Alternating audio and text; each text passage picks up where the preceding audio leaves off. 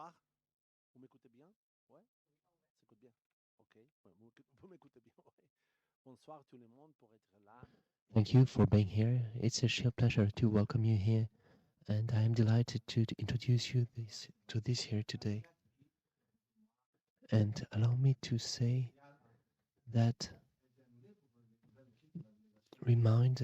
if this event didn't took place earlier, it is because it has been cancelled several times by a group, and we want to stress the fact that politics in Catalonia meant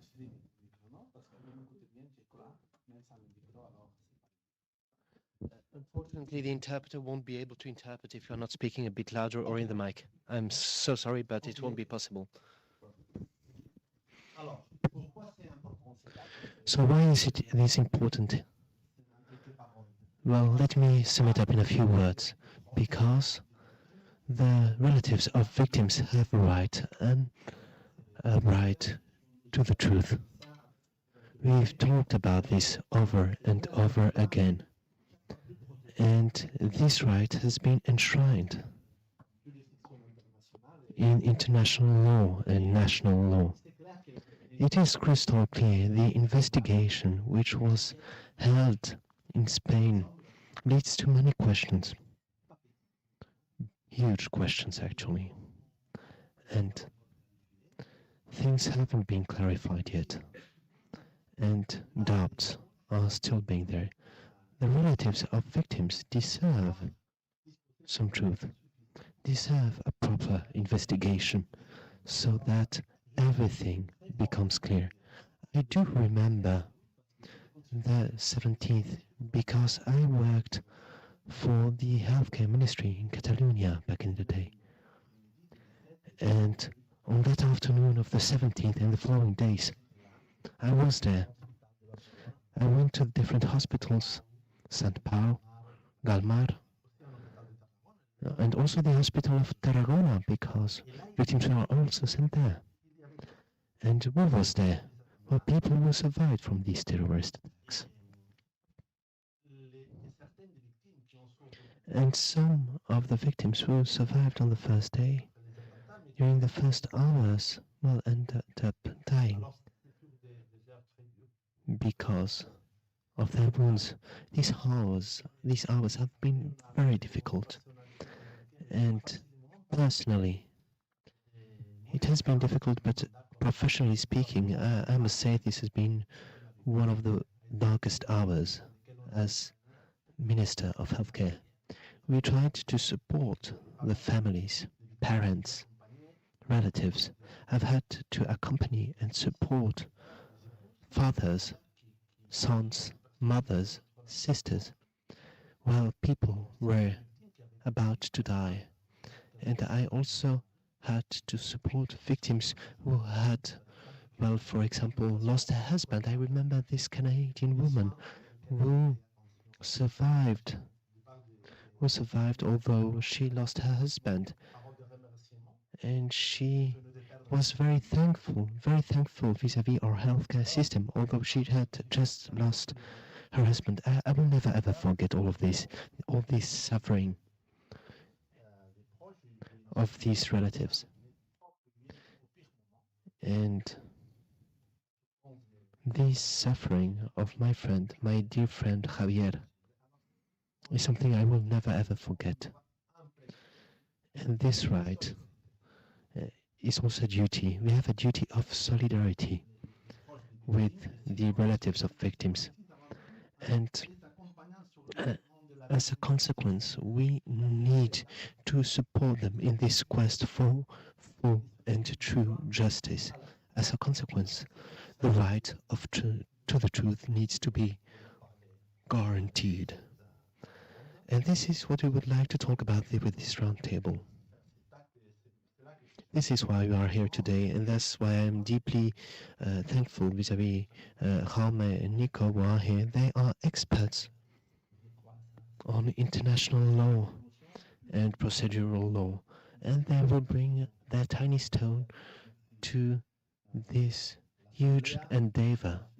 I would like to thank the Assemblea, the Council as well, and Javier, obviously. Thank you ever so much for being here.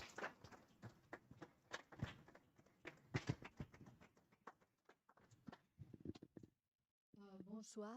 Bonsoir à tout le monde.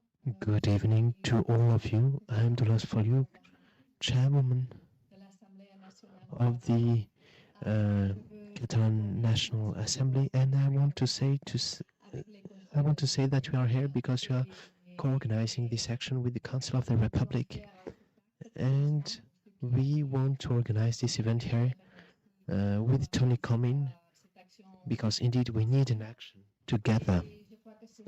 And I think this is necessary because, as he has said rightfully, we need to continue with this investigation, and we need to do all we can do so that truth becomes clear, and so that we can have real justice. And I will now do my speech in English.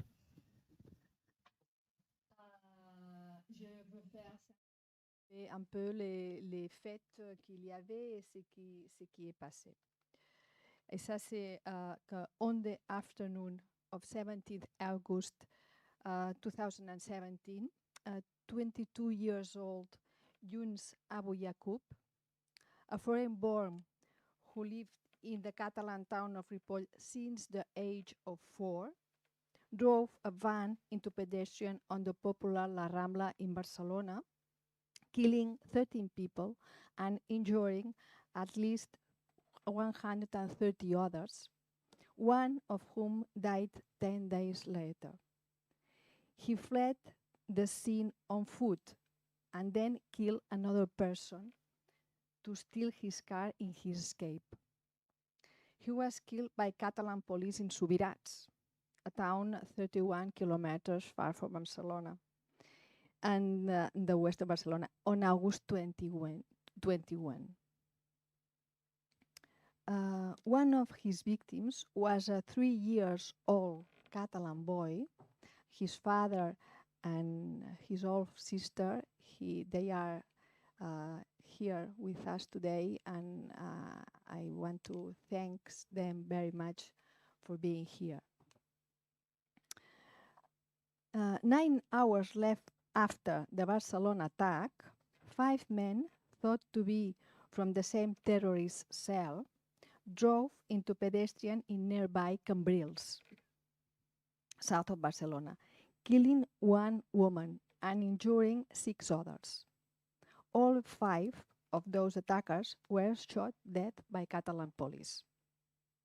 Aside from the attackers, 16 people of 9 nationalities were killed, and more than 130 people were injured of over 34 nations, many critically. Those who were not physically injured in the attacks still today suffer from the psychological consequences, as well as their families. The night before the Barcelona assault, an explosion in a house in the Catalan town of Alcanar had destroyed the building and killed 2 members of the terrorist cell, perhaps including a 14-year-old imam, thought by the main responsible of the attack.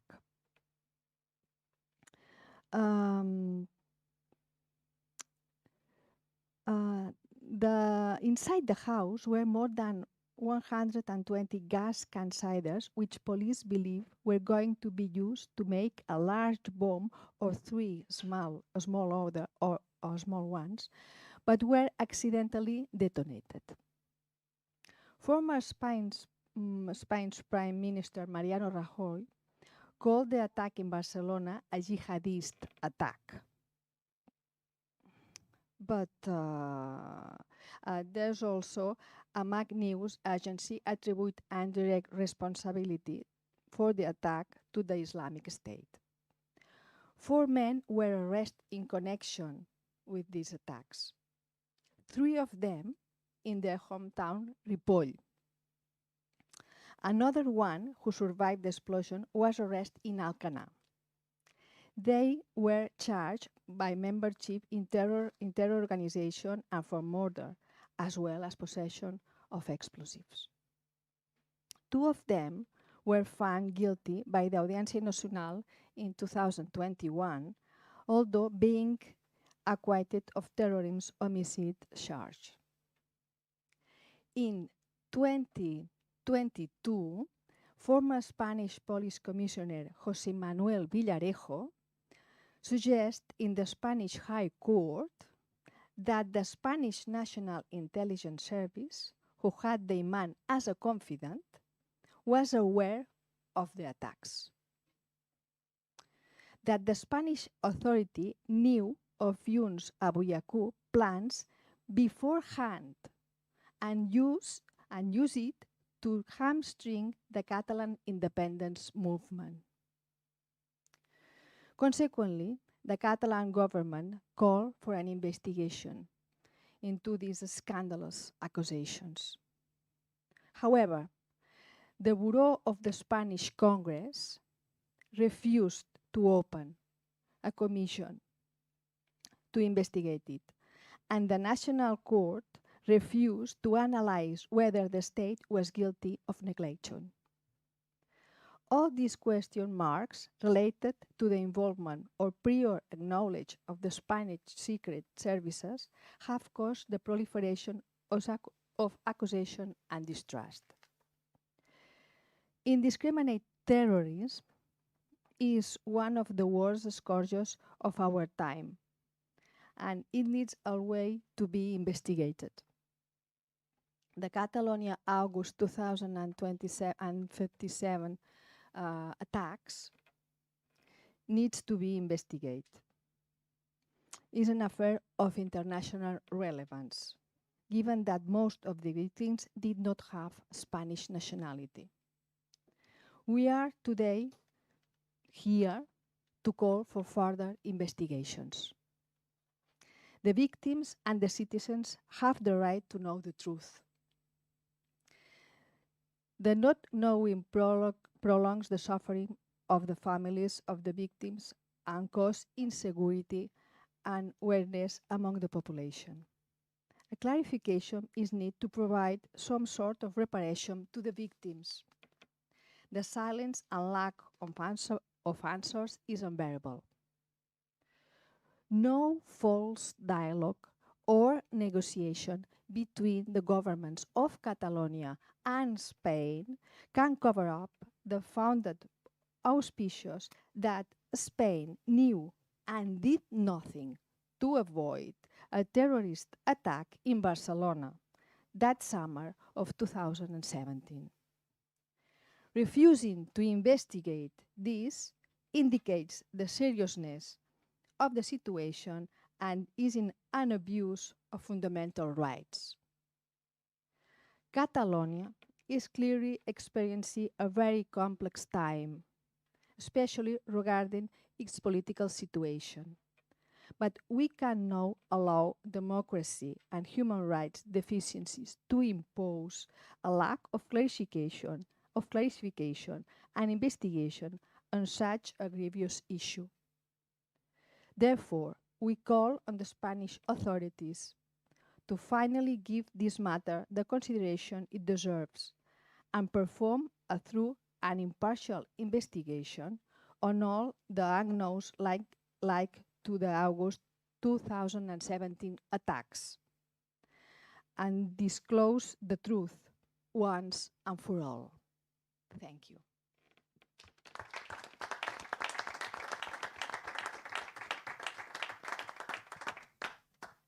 Thank you, Ms. Feliu.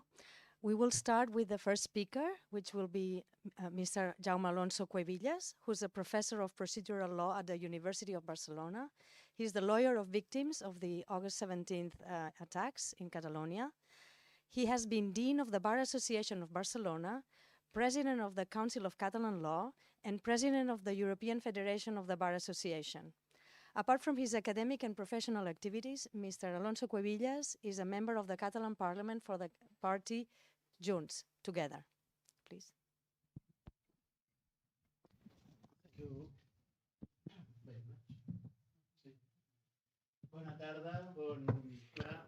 Good evening, ladies and gentlemen. And I would like to thank the Assembly and the Assembly of the Republic for organizing this event. It is actually outrageous that the delegation of the government decided to cancel their participation in this event. This event has been organized a long time ago, over 2 months ago, and they should have been here. Hats off to you for organizing this event, and thank you again. This being said, let me remind you that in 2017, after the terrorist attacks, which we are talking about here, the former president in Catalonia called me to say, I want to introduce you to someone. And Javier Martínez was there, David Torres too, the father of a child who was 3 years old who was killed next to La Rambla, and a mother de escuadra from the criminal investigation team was there, and he supported Javier and myself on this case. I've been a lawyer for many years, but I want to say that this case, since the very beginning of me getting in touch with the clients, I've been feeling something very special. I've been deeply touched by all of this. And the father, Javier, told me that nothing would bring his son back, and that as a consequence he wasn't asking for anything. He just wanted the death of his child not to be useless. He wanted the truth, and as a consequence we tried to establish protocols so that something similar would never ever happen again. And this is why, I became very interested in this matter, in this case. I did not only want to win in court, no, I truly wanted to get to the truth. And I got in touch with Carlos, my colleague, who is here, and many others, and they have been a lawyer for many years. They knew the legal system in Catalonia very well, and the Spanish system as well, let's say it. And I asked Agustin to give me a helping hand. And I asked him to put himself in the shoes of a judge so that he would tell me what strings to pull in order to pave a way forward. And the thing is that we had to pull these strings to get to the truth and to pave a way forward. And so we have to recognize it. The investigation has been a huge failure, a total chaos. And so we went to court, and it was quite strange. And it was said that only the Alcanar elements would be studied, because what happened on La Rambla was caused by the people who had died Same story for Cabral attacks, and as a consequence, well, no investigation would be possible, and this means, well, that suddenly, well, the members of the commandos were considered as responsible for what had happened. And so we were facing parents, fathers, mothers, and they asked us, why do you want us to go there if we cannot truly seek justice? And so then things happened as they usually happen. Lawyers took the floor, they explained the situation, presented the facts, different elements, in order to seek truth. And during my intervention, I focused on putting forward everything that was in the files. I focused on all the elements, all the factuals which were listed in order to show what was clear and more specifically everything that was unclear. And then people started talking about national security, conspiracy, and many other things.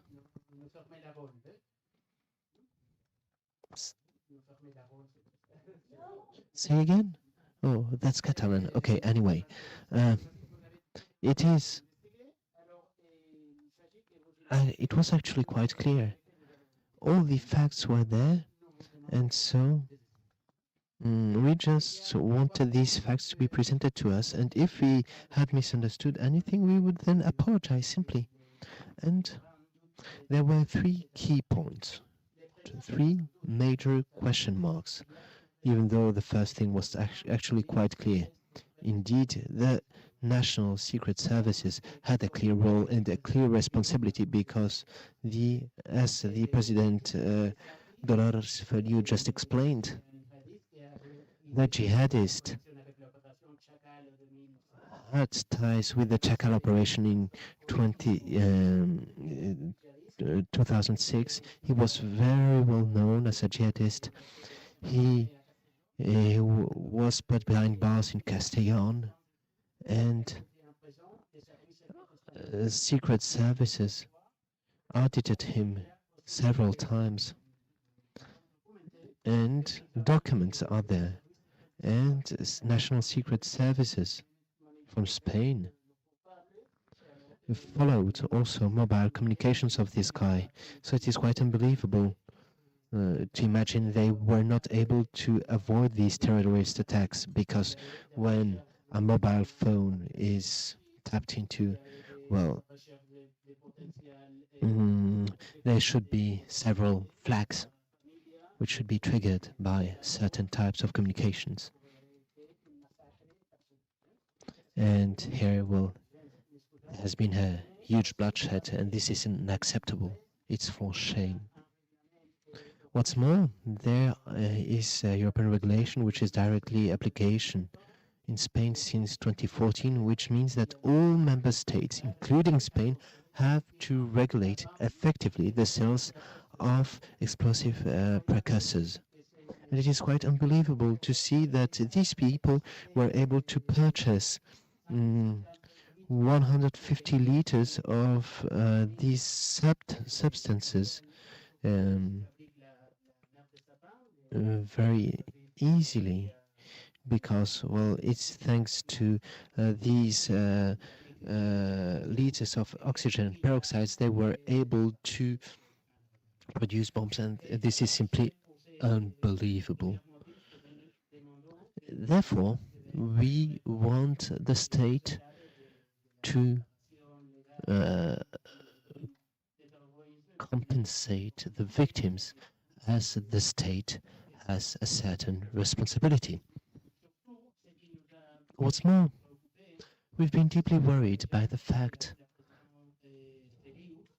that, as the chairwoman Feliu has said, that there has not been any investigation committee.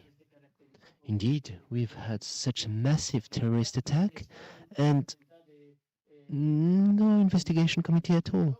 In 2014, when there were terrorist attacks in Spain, an investigation committee was set up. So why such a difference? We started investigating the 40,000 documents, the 40,000 pages of documents in court, and this has been quite challenging because, well, these 40,000 pages were digitalized but on the cloud, and sometimes a few pages were missing, so we had to make do. And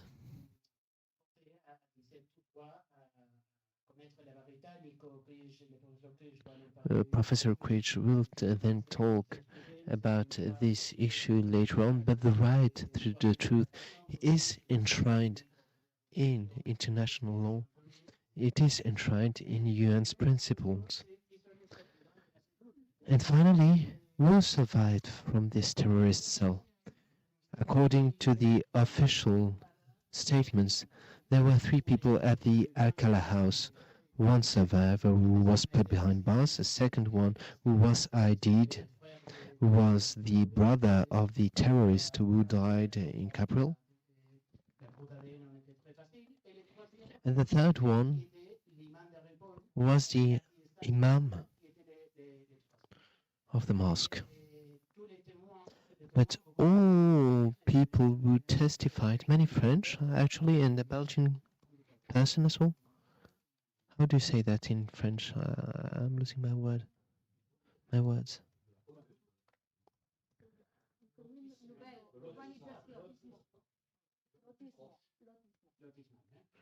Okay, anyway. So, the French and Belgian people living around there, the neighbors actually, that's the word I was looking for, the neighbors, said there were 4 or 5 people living in that house, but police decided there were only 3 people, and actually an international house on international justice terrorism published a document saying that Abdallah Bezaki had died. And they thought there were only 3 people. And as a consequence, well, this third person was Abdallah Bezaki. But the neighbors said they were used to seeing 4 or 5 people. And then we've also found a photography of someone who was older with a white barb, and the neighbors said they had recognized this person. And so we ask ourselves what happened with this person on the truck. The truck, after the first explosion, well, the neighbors said that a car, not a truck, that a car, a vehicle, was speeding in the area, lights off, that it was speeding away. This was after the first explosion. This truck appeared on the 21st, 4 days later in La Rabita, a few kilometers away, next to a land plot, and there were no fingerprints whatsoever in that truck. The truck had been cleaned. There was just a Coke can with some fingerprints, but no fingerprints elsewhere, not even on the door handles.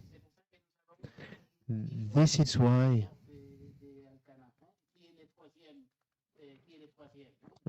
or rather, this is the reason why we knew who the third person was, but actually there might be other people. What about this older person with a white barb?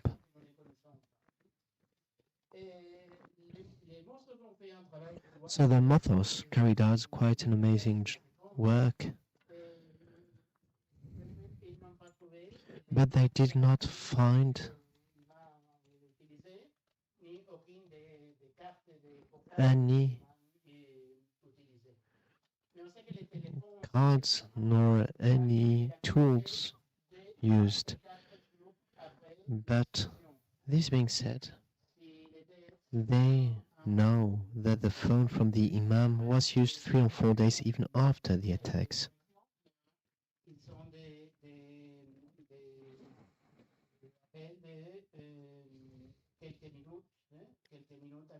A few calls of a few minutes were made, and so this means there were other people. What's more, the Imam had a mailbox. This is a system used by Secret Service to convey messages. Passwords are shared and logins are shared, and so you can put a message in a mailbox and then it can be consulted by another person who has the password and the login. And thanks to this, well, messages never ever go through the cloud. It remains more local, and this dead mailbox, as we call them in Catalan, was used even after the terrorist attacks. We also carried out DNA tests, and the police in Catalonia analyzed the situation, and a commission was sent to Morocco, and samples were taken from relatives of Santi, and Augusti could dig into details, but the national police indeed went to Morocco, and then Augusti asked, well, do you speak Arabic? And they said, no, not at all. And they also asked, do you speak French? No, at all. So what did you do? Well, we went there with that person from the embassy.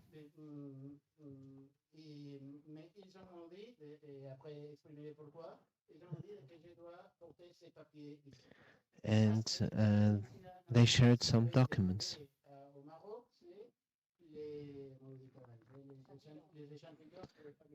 And the samples from the relatives of Santi were sent to Madrid to compare, well, the samples. And quite surprisingly, months later, a document was sent to Madrid saying that samples had been compared and that indeed, well, these people were relatives. But from where did this document come from? Why were things done in such a way?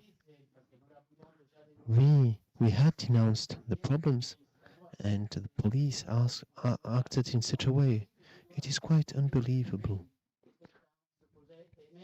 And we are supposed to believe such an email which was sent to Interpol. It is quite curious. And the Audiencia Nacional and the police of Catalonia and the police of Spain could compare things, and we wanted to know if El Sati had ties with El Chacal at terrorist attacks. It is quite unbelievable, because the databases in Spain didn't have any reference to the CODI system. Although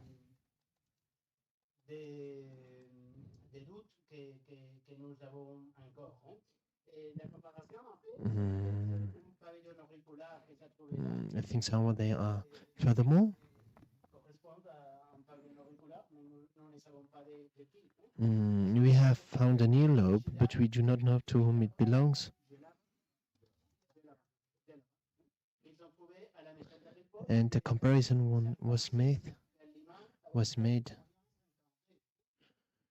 And we know that the imam had a jalaba size 52 and a jalaba size 56 was found. So this is a bit weird, but it makes us also think about, well, the irregularities with the soda can I talked about earlier in the car. Many weird things happening here. And so we got in touch with experts and also the president from the International Academic for Legal Medicine.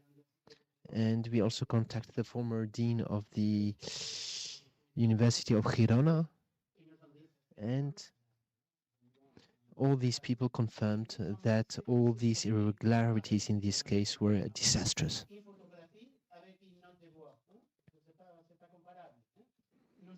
Here it looks like people were trying to compare apples with pears. And so the judge said they wouldn't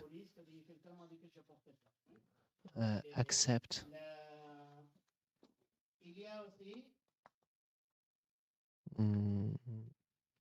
things differently. Furthermore, there are even more question marks because the report cell from the 16th to the 17th was at the airport of El Prat. Between 2 and 4, he was at El Prat to welcome some relatives, but no one checked this, and the niece of the terrorist in Brussels in 2016 was there that night, and she had purchased plane tickets for 1 a.m. Plane tickets, one to Brussels and one to Milano at 10 a.m. And she went to Milano, she did not go to Brussels. So why wasn't there any investigation on these two plane tickets? It's quite weird, to say the least. So Spanish police said that, well, the corpse of El Sati had been found, and all the other terrorists requested the corpses, but here the corpse of El Sati was not requested. How come? Usually when people are religious, they tend to want to collect the corpse of their relatives. And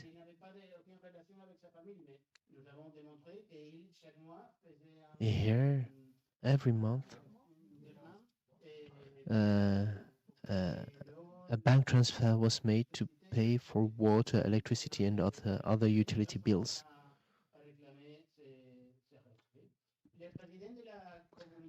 The chairman of the Islamic community of Digam declared something that has been hidden quite a lot. He declared something unbelievable. Indeed, he said that when Issad wanted to be imam in Belgium, he tried speaking in Spanish on the phone, and then the imam said, "But why are you trying to speak in Spanish?" And he said, "Well, actually I'm speaking with secret services here in Spain. I could say many more things, but I feel so uncomfortable in French that I think I will stop there." All of this to say there are still many pending questions, many pending issues, many doubts, and obviously I haven't had the opportunity to dig into details, but all of this to say that indeed we need to seek the truth in Catalonia. And here I just put forward a few elements, and my report analyzed everything thoroughly, and you are most welcome to read it if you truly believe, as I do as a lawyer, that there is something quite unclear and unfair vis-à-vis these victims and their relatives. Well then, let's take action, because victims deserve, well, a right to the truth, and what's more, they deserve some respect, respect which hasn't been granted until now. There are so many doubts, and we need a proper investigation, and the legal system in Spain needs to take action. Thank you.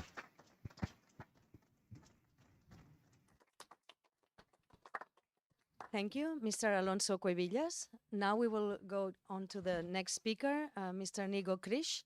He's a legal scholar specializing in international law, constitutional theory, and global governance. He's professor at the Graduate Institute of International and Development Studies in Geneva. Previously, he was research professor at the Catalan Institution for Research and Advanced Studies in Barcelona, the Institut Barcelona d'Estudis Internacionals, and a fellow at the Hertie School of Governance in Berlin. He has also been a professor of international law at the Hertie School, a senior lecturer at the Law Department of the London School of Economic and Political Science, and a research fellow at the Merton College at Oxford, New York University School of Law, and the Max Planck Institute of International Law in Heidelberg. He has also been a visiting professor of law at Harvard Law School. Please, thank you very much. And especially kind of thank you to the Consell per la República and the ANC for organizing this event, really, which came as a surprise and a disappointment, obviously, that it had been cancelled once and actually take part, because it is about a very, very grave affair, as we've already heard, and I'm not going to repeat what we've heard. I come to the issue as an academic international lawyer in the first place. I'm not involved in the proceedings of this case, but as I increasingly heard about those facts, I became much more interested in the legal frame in which these facts are embedded. So I've been trying kind of to work up a bit more about the broader legal aspects of this. I haven't done this alone, so I'm kind of happy for kind of private conversations with Agustí and Jaume and many others, also with an Argentinian colleague, Alejandro Chetman, and especially Néstor Brisco-Casals, who can't be here with us, who's also on the Consell per la República and very involved in this case. So I come to it as an international lawyer in the first place, so I will talk about the international law aspects of the right to truth and how they apply to the facts of this particular case. Now, the right to truth in international law, it's been mentioned, sort of it's increasingly recognized, but it's somewhat of a curiosity in international law because there's little written trace of it. So it's not mentioned in the international covenants on civil and political rights where you would expect it. It's not mentioned in many other documents, nor on the European Convention on Human Rights.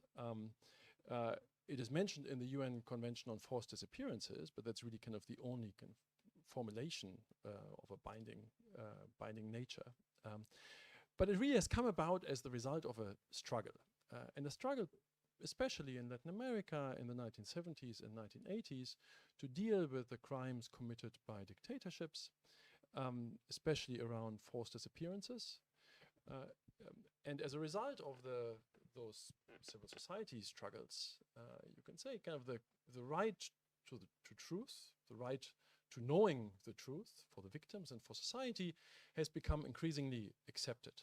It was first formulated by the UN Human Rights Committee already in 1983 in a case concerning Uruguay, Quinteros versus Uruguay, in which the committee recognized that the lack of an investigation into a forced disappearance could cause torture or inhumane treatment for the relatives that were left in ignorance about what had happened to their close.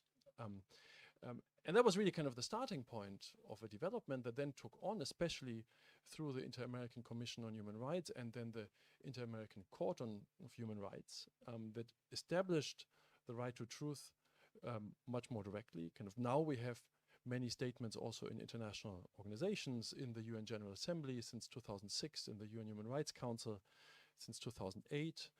There's a UN Special Rapporteur on Truth, Justice and Reparations, appointed by the UN Human Rights Council since 2011. And there's been a very influential study by the Office of the High Commissioner on Human Rights in 2006, which is often taken as a reference point, even if it is not formally binding. Now, the particularity of the right to truth is that it's not often or cannot necessarily considered as a freestanding right, but really a right that is connected to a host of other rights that are formally acknowledged in international documents, conventions. There's especially the freedom from torture or inhumane treatment, I've mentioned that, the right to life and the positive obligations that flow for states from the protection of the right to life, the right to a judicial remedy, which in the eyes of different bodies kind of involves that there has to be an inquiry into violations of human rights in order to find out what has really happened. And more generally, and that's especially kind of the Inter-American Court of Human Rights, has taken it as an obligation from the general commitment of states to ensure the respect for human rights, the human rights that are recognized in international agreements. Now, this means kind of this right has been at the international level, has been kind of widely developed, kind of is now kind of very widely accepted. The Convention on Forced Disappearances that I mentioned, formulated like as such, each victim has the right to know the truth regarding the circumstances of the enforced disappearance, the progress and results of the investigation, and the fate of the disappeared person, obviously with the focus on disappearances. The OHCHR study that I mentioned goes further because it is not only about disappearances, but more broadly. It says the right to truth involves knowing the full and complete truth as to the events that transpired, their specific circumstances, and who participated in them, including knowing the circumstances in which the violations took place, as well as the reasons for them. So that really goes far. It really means going to the bottom of the facts of heinous crimes and violations of human rights, and not just through criminal investigations, but also other means of establishing the truth. There's an interesting debate and some open question about who are the bearers of this right. I'm not going to go into detail about this. Clearly the victims and their relatives, potentially also society as a whole, and that has been increasingly recognized in the Latin American context by the Inter-American Commission on Human Rights, for example, but also the UN Working Group on Forced Disappearances, which understands that the right to truth is both a collective and an individual right. The truth has also to be told at the level of society as a vital safeguard against the recurrence of violations. I think that's important to bear in mind, right, the more collective societal dimension of that right. Now, how is the situation in Europe? The European Court of Human Rights, the standard bearer for human rights in the European system, the system of the Council of Europe, has come to the party, you can say, pretty late. The right to truth really only appears since the 2010s in its jurisprudence. But obviously there were precursors in the jurisprudence that had to do especially with the positive obligations flowing from the right to life and the right to be free from torture and inhumane treatment that are recognized in the convention, and for which the court already over the previous 2 decades had developed a strong jurisprudence on positive obligations to punish and persecute perpetrators of rights violations. Now, the right to the truth becomes acknowledged more directly in the jurisprudence from 2011 in a Romanian case that had to do with the death of demonstrators in the late Ceausescu days. And then especially in the extraordinary rendition cases that are about the rendition of terrorist suspects by the CIA to facilities in Eastern Europe, undisclosed facilities in Eastern Europe, and then on to either Guantanamo or back to the Middle East. Obviously secret operations that came to light kind of for the European Court of Human Rights in the El Masri case especially, and then in the Anashini case. And it's in these cases really kind of that the right to truth gains greater strength, and also kind of the collective dimension. In the early case, in the Al Masri case, a majority of the court points to the right to truth, but there are some judges that still hold out against it. They think, well, the previous jurisprudence around the right to life and the right to be free from torture would be sufficient. The majority goes further than that. That becomes more consolidated than in Al-Nashiri v. Poland, also an extraordinary rendition case, where the court says, where allegations of serious human rights violations are involved in the investigation, the right to the truth regarding the relevant circumstances of the case does not belong solely to the victim of the crime and his or her family, but also to other victims of similar violations and the general public who have the right to know what has happened. So here we can really see a step forward by the court to acknowledge not only the right to truth, but also kind of the collective ownership, you can say, bearership of that right. Now, on that basis, kind of by now very consolidated basis of an establishment of a right to truth and with various facets at the international level, it is pretty clear that what we've heard has happened, and especially what has not happened in response to the attacks in the Rambla in terms of investigation by the Spanish state, falls short of the requirements of international law, kind of both universal international law under the International Covenant on Civil and Political Rights, but also the European Convention on Human Rights. We have heard the various doubts and lacks of clarity that are remaining. The very fact that the attacks on the Rambla haven't been the subject of investigation themselves, but only kind of the membership in a terrorist organization, because the supposed actors, authors of the crime in the Rambla were dead. The fact that there has not been a parliamentary commission of inquiry, and obviously kind of driven by the fact that there are clear indications that somehow the Spanish state was involved in a way that we cannot know more about, simply because the state withholds that information, both because they had a relationship with the Imam Esati, and in a relationship the depth of which we can only surmise to what extent they were actually working with him or in the end surveying him, but obviously kind of a possibility to know what was going on and not doing anything about it. The circumstances of the death of Esati, kind of which Jaume has made this kind of very clear, kind of many doubts remain about kind of what has happened, doubts that can possibly be alleviated in one way or another, but for that one would need a serious inquiry. And obviously that's really the core of the right to truth, right? Without us knowing precisely what is the truth, we have a right to be able to understand what has happened and a right to really go to the bottom of what has happened, from which the Spanish state cannot simply withdraw, and that is especially so for a crime as heinous as a terrorist attack, a major terrorist attack in La Rambla, with many indications that there is an involvement of the state, or at least kind of potential knowledge of the state and what has happened. Now, the right to truth, in a sense, kind of makes very serious demands on the Spanish state here, really in two ways.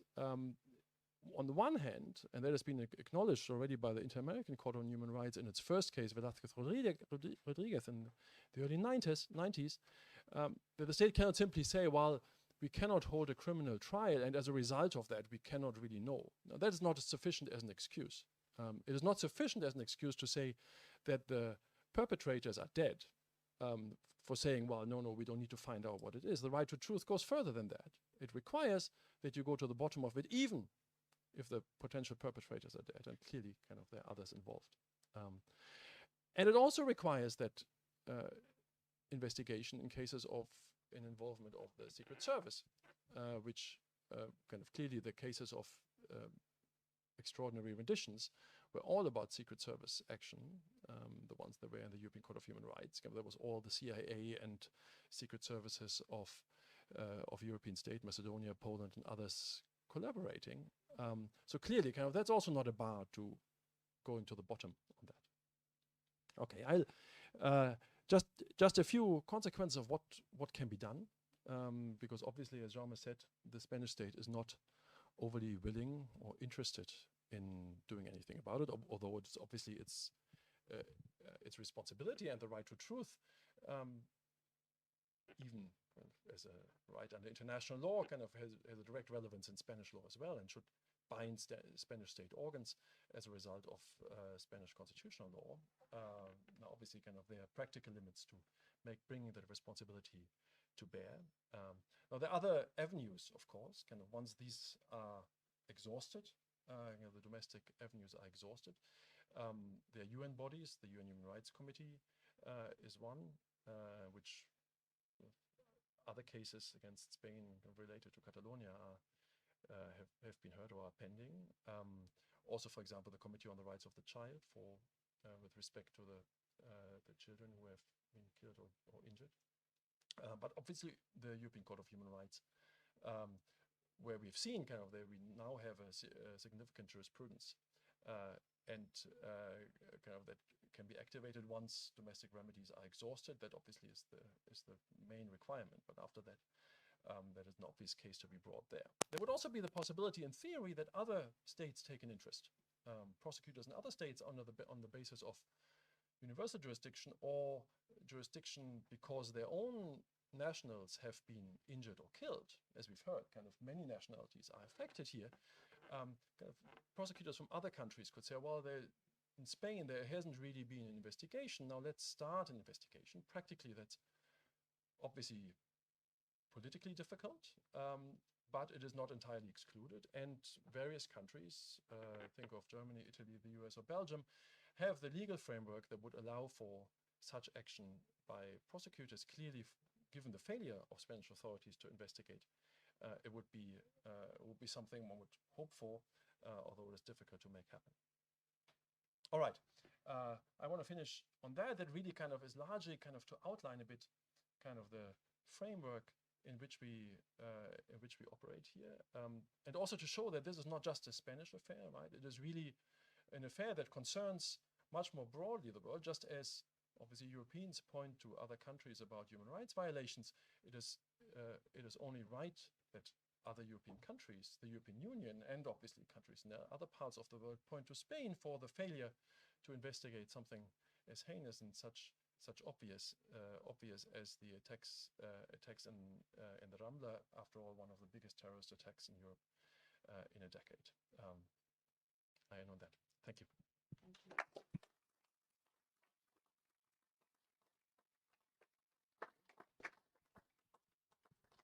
Thank you, Dr. Krisch. We open the floor to questions from the audience.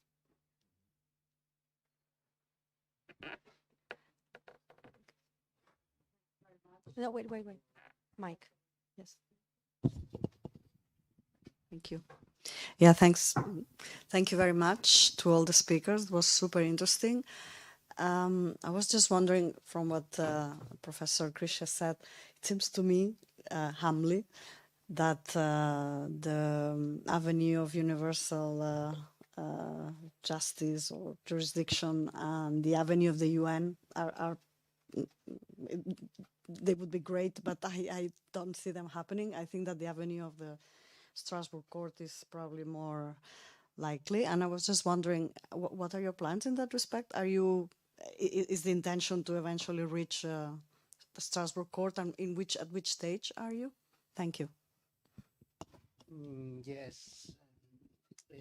Oui, nous voulons finir toutes les instances possibles Yes, we would like to try to use all legal instances, namely at Strasbourg.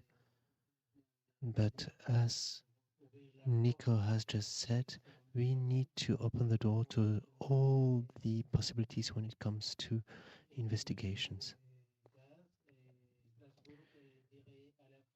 And actually, Strasbourg, if we were to knock on Strasbourg's door, well, they would simply end up saying that Spain would have to proceed to a redo. And on La Rambla, there has not been any investigation, as I have explained, because when the scope was defined, they decided to focus on Canard, and La Rambla was not part of the scope. End of story. So do I understand correctly that you think that the Strasbourg court then would order Spain to carry out an investigation that Spain now we have to go to Supreme Court of Spain. We have presented the last record last week. that respect anything. So the right to truth of the father of Javier Martínez, would you think there's no chance for him and the rest of us as society to know the truth? I mean, is this so pessimistic, the situation? So, okay. Not the one to provide false hope. Obviously, it's a really complicated issue, but in a sense, kind of as we've seen, kind of the right to truth emerged from struggle, right? And I think kind of that's what it requires here too, right? It is not simply granted or provided happily by those involved in heinous crimes, but it's something one has to wrest from them and struggle for. And obviously, kind of, sort of one has to go through the motions in the Spanish judicial system. That's clear. One can go to Strasbourg. The main element, I think, is to see this not just as individual litigation, but really as part of a broader campaign of sensitization, of visibilization of the cause, for which it is obviously kind of necessary to activate other elements as well. The media clearly play a significant role in this. There are UN bodies that one can activate, like UN Special Rapporteurs, for example, that if they take an interest can bring at least a certain visibility to the question. They can engage the Spanish government in conversations about what has happened and what has not happened. So there are various ways in which one can mount a campaign that might lead to a greater awareness of the facts, and potentially, if Spain is obviously not willing to pursue that avenue, even if the European Court of Human Rights might order it to do so, right, the possibility that prosecutors in other countries might eventually take an interest and say, well, look, sort of, now let's really push hard here. Now, it's not going to happen tomorrow, but as with any social struggle, it takes time and lots of effort. Thank you very much. I want to say something about that. I think it's very important that Nico Krisch said and about the dimension, the society involvement in this right of the truth, and that's think this event exactly is for that. That's the reason for this event exactly to expand this idea and to show in the world here in Brussels, but in many countries, and to go far and for compromise with the society with this cause and with the right to the truth, but not only for the victims, but because it's a thing that concerns all society, the Catalan society, and think we are here for that. Yes, my question is for Nico Krisch. Thank you to everyone. Before that,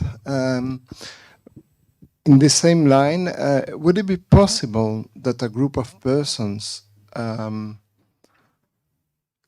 says to a government of another country, you should investigate, like, for instance, here in Belgium?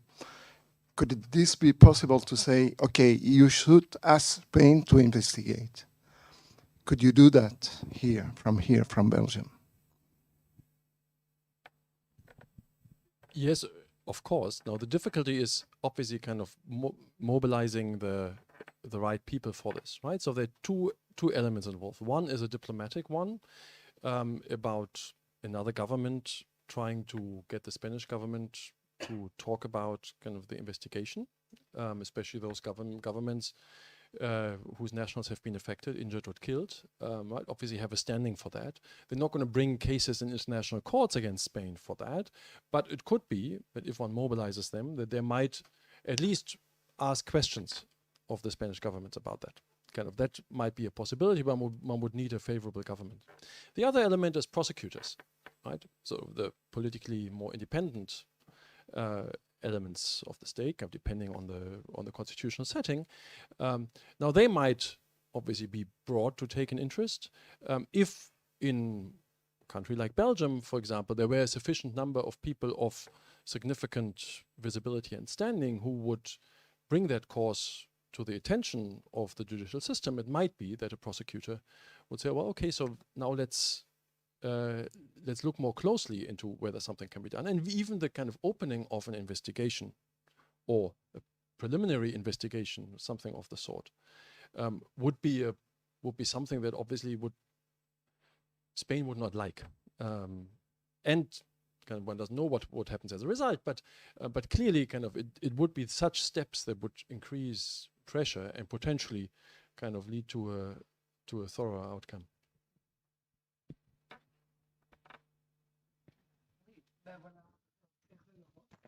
So we are at the heart of Europe. And I have a question because I didn't really get what you said. I would like to know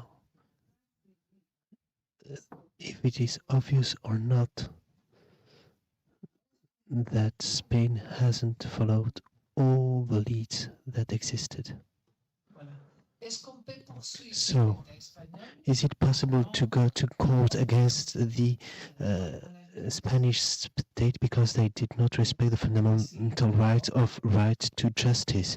Can we here from the heart of Europe do that? So, in principle, yes. But practically speaking, well, let's be honest. The Spanish state has violated fundamental rights so often that the Catalonia does not even want to try this. Thank you. And I will speak French because it is easier for me, or I could speak Catalan, but this might be a tad more difficult, and I was born in Belgium as well, so let's speak French. So my question, after paying tribute to the parents, because I must imagine it has been, I must imagine it is very painful to lose someone in such circumstances. But what's more, when we have a look at how the justice treats this matter, it is even worse, and actually the pain is inflicted a second time. And for any citizen of a democratic country or a European country, it is a shame. And I think that in Belgium we are in a democracy. I've never ever heard ministers say that you are in a full democracy in Belgium. But anyway, we shouldn't try to look at the glass thinking if it is full or half empty. But I ask myself several questions, and I won't talk about, well, the details, because, well, that's for legal experts, and we know what justice, or rather injustice, looks like in Spain. Anyway, I have a question, and I would like to see things through another lens, because we've carried out an analysis. There are doubts, there are many question marks on all this case. But why? Why does the legal system, the judicial system, not want to proceed to an investigation? This is a question we may also have to ask to European political figures. What's the interest of the judges not to investigate? Why all this unfairness? Why is justice behaving that way? And I have a second question. Are we still in a democracy in Europe? Are we still in a democracy in Spain? Can we still talk about democracy? Why each and every time there is such a targeted case, and one might tag us of being extremists or complotists, people tell us we have to behave in another way? Well, case law in Germany a long time ago talked about the criminal right of the enemies, and Spain went further and created the penal rights of the enemies and of, well, these friends. And actually the Spanish judicial system tries to defend its interest. Agustin and myself, we've reached a conclusion. The drafting of the public prosecutor looked a lot like the drafting and the wording used by secret services, legal advisors and attorneys. This led to many questions, and this is the very first thing we have to say, and this was quite clear on the chemical precursors which were used. Secondly,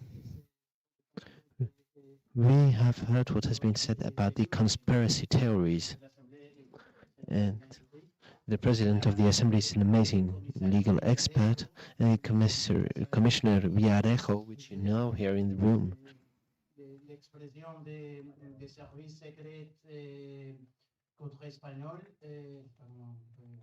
And I am deeply sorry, but I don't know how to say that in French, says the speaker, and so it is quite difficult for the interpreter, says the interpreter.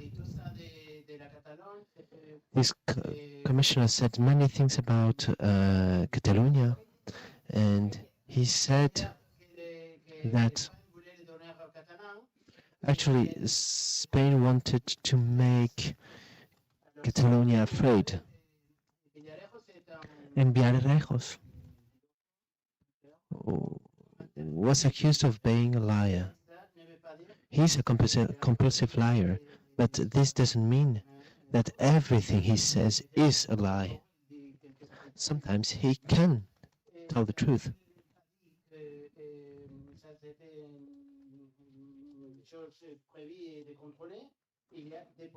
And so there are possibilities.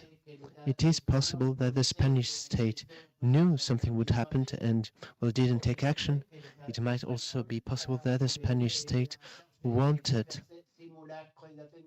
to have a pseudo-terrorist attack and to counter-strike it, but in the end, well, the terrorist attack truly happened.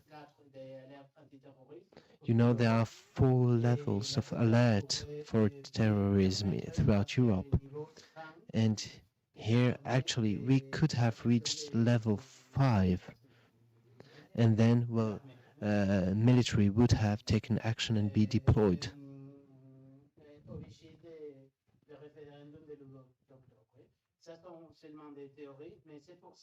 All of this obviously is abstract, and we are talking about theories. But the justice in Spain wanted to put aside all these conspiracy theories, or theories considered as being conspirationists. So why does the Spanish state not proceed with a correct investigation? This is a very tricky question. Everyone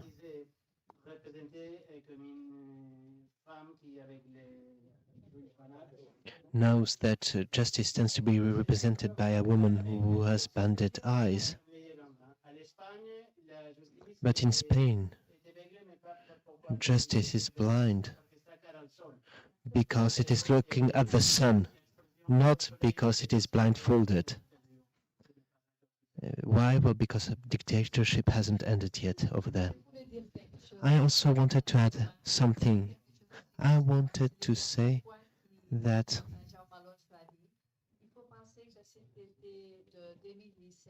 over that summer in 2017, we were fighting for the independence of Catalonia, and actions had been undertaken by the Spanish state to tamper the urns so that the referendum wouldn't take place, so that many other things would happen. The Generalitat was also afflicted by economic decisions taken by the Spanish state, everything to make it difficult for us to decide on our faith. And so In August, we knew that September would be difficult if we wanted to fight for independence in October. And the Spanish state was ready to intervene. And that's when, well, the terrorist attacks happened in La Rambla. I don't know if this was America,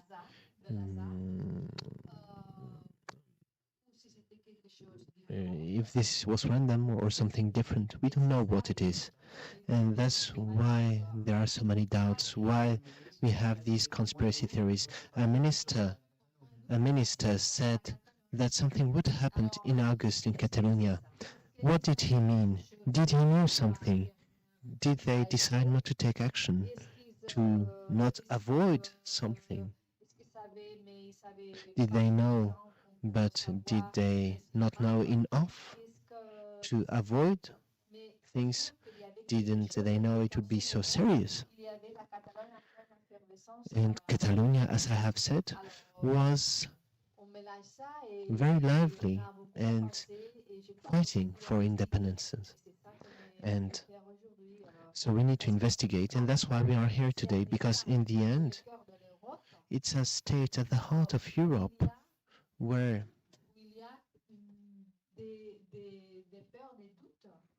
we still have doubts and fears, and where, well, we fear that a state let a terrorist attack happen. And this is very, very serious. We're not sure about this, but there are so many leads, so many data, which make us think that it is a possibility. Hence, our quest for truth. But you are legal experts, and in the end, you've always studied this. You want to know the truth. The highest courts at the international level should already have seized this case. If this had happened in Brussels or Paris, things would have been very different, I think. Barcelona is not that important. Is a foreigner in Barcelona or a citizen from Barcelona less important? Do we lack rights in Barcelona? That's a question I ask myself. Because in the end, Belgium didn't react that much. Well, thank you very much, Mr. Cañas. Peut-être sur ça. Donc, je crois qu'on... Well, I think...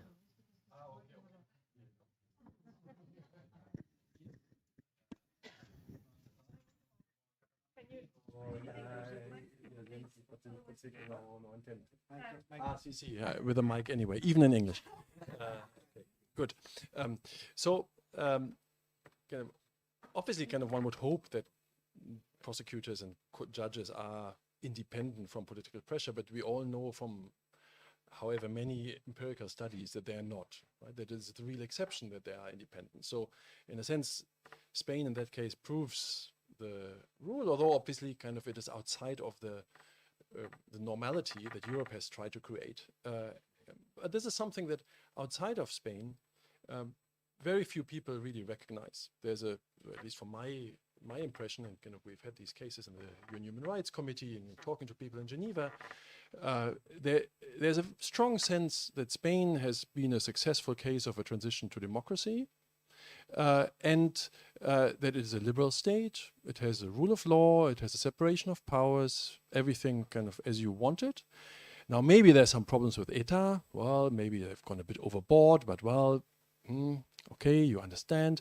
Maybe there's some problems with the Catalans. Obviously, well, yeah, 1st of October was excessive, but there's still a general sense that in principle Spain is okay and belongs in Europe. And I think it is a really an uphill battle to make people understand that there are systemic deficiencies in the rule of law in Spain that have to do obviously with the Catalan situation, but they have to do with all kinds of more fundamental opponents to the Spanish political class, right? Sort of critics. We've seen we see people in exile for the rapping things that kind of elsewhere in Europe one would have said, well, it's just a rap, right? But no, kind of in Spain they get prosecuted, so there's a serious problem of freedom of expression in Spain. Amnesty International has said this for a long time. There's a serious problem with the independence of the judiciary. Kind of the Council of Europe has said this for a long time, but for the general population, the media and the political discourse to accept that takes still kind of a lot. I think kind of that's something one has to push on. One has to really show on, so kind of exhibit the cases systematically in which there has been a violation of human rights, bring as many as possible to the UN, to the European Court of Human Rights, to the Council of Europe, so that one can build a picture of a systematic form of violation, of discrimination, of a lack in the human rights situation, and possibly then one can get more people to listen. But it's a real difficulty. As you say, kind of, it should make one suspicious if a country speaks of itself as a full democracy, or if they mount, as the foreign ministry has tried to, kind of a whole commercial campaign about kind of showing Spain as a democracy, right? So if you need to talk about it, maybe you have a problem, right? But kind of, so, but it is clear kind of that that Spain is pretty effective in still kind of bringing that issue to the people.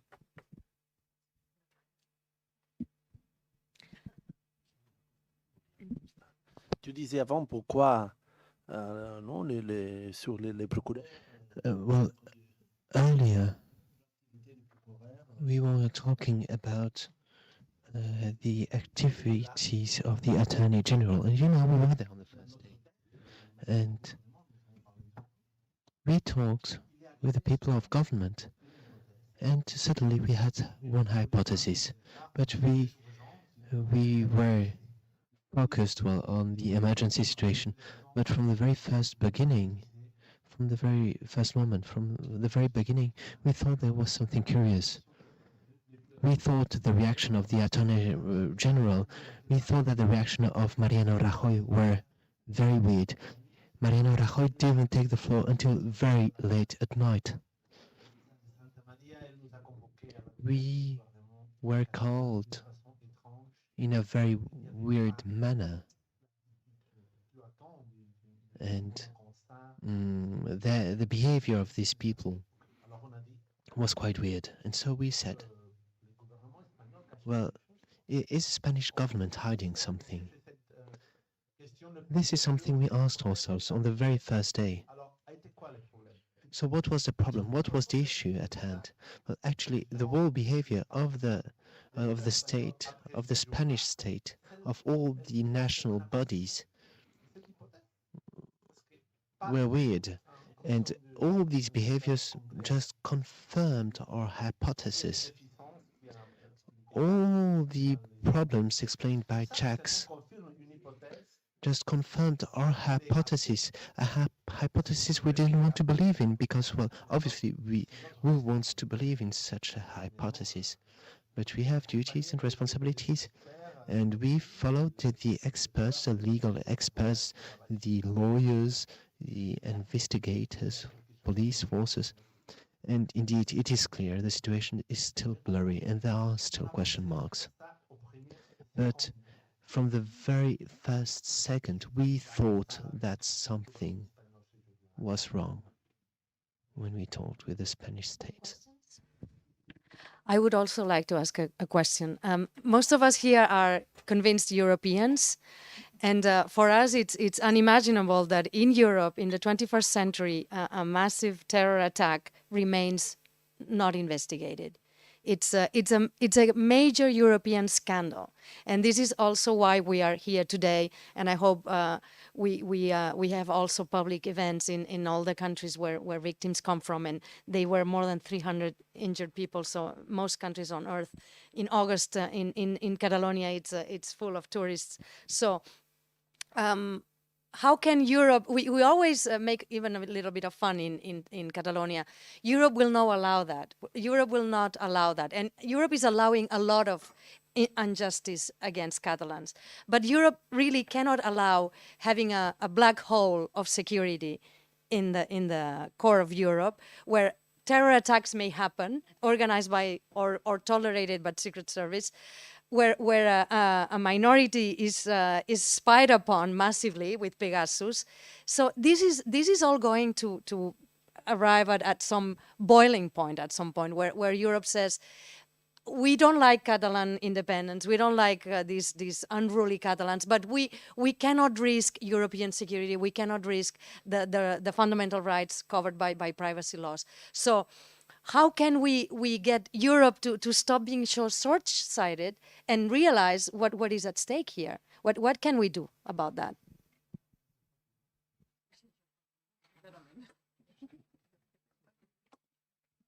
Mais je réponds en français. Je crois que I will answer in French, but Nico will know what to answer, and actually he has already answered. The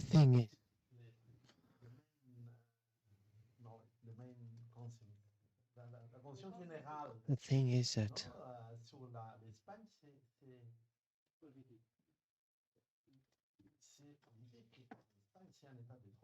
people think that the Spanish state abides by law, but as a consequence, whenever you put into question, well, the decisions of a high court of a European state, well, you go against mainstream thinking.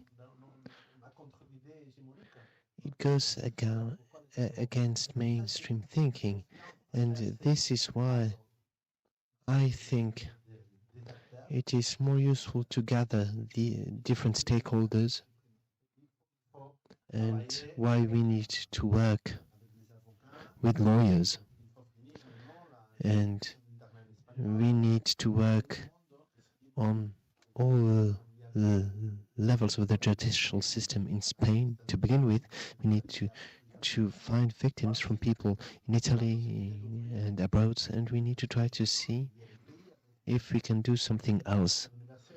We can also think about universal jurisdiction. We know that Belgium and Germany are pathways we might have to explore, but we need to work with the special rapporteur of the UN, because an attorney general of a given country might not be legitimate enough to tackle such a file, and they might be more legitimate if there is support from, for example, a UN special rapporteur. Furthermore, we need to work with media. Netflix does something amazing, and actually we need more Netflix. We need sponsors. We need to find philanthropists, and sometimes you are able to find money for given projects, and well, we need to find money for a project to make this issue more visible to the public, to raise awareness amongst the general public on this quest for justice and the unfairness of the Spanish state, in order to make behaviors evolve. I just wanted to take the floor to actually say what Tony just said. And let me answer to you. When criminal law of a friend or a foe is applied in Spain, well, it is applied, and for the rest of the world it is quite difficult to understand what is happening on the ground. And when we react to the application of this law, we are qualified, we are called conspirationists.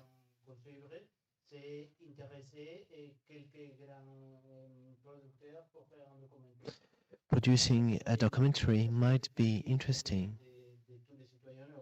and this might help raise awareness amongst European citizens, because this is outrageous and we cannot remain mute. That I think we are just in a moment that the cases is ongoing now in the Spanish system, in the judicial system of Spain. We are not exhausting right now all the judiciary system in Spain. Now we have to go to the Supreme Court and then to the Constitutional Court in Spain, and that's ongoing. That's no finish in Spain, and provides a new path, a new others resolution, and new other sentences, and a new other opportunities to inquire that. For sure, there will not be good for us, because in Spain there's no justice for that, I think. But yes, occasions to spread out some other campaigns and some other events and some other public events and media occasions, and I think there will be many occasions to make this, and even for other victims in other countries, these countries in Germany, even here in Belgium, and in Italy, in France, and perhaps I don't know, I think in Argentina too, there was a victim, in Canada. And there's many countries, there's opportunity to make this. Nous avons déjà parlé avec des avocats de ces pays, mais il est difficile. Also lawyers of these countries, but the Spanish system, it's what it is, and I would have to proceed to another lecture to give you more explanations.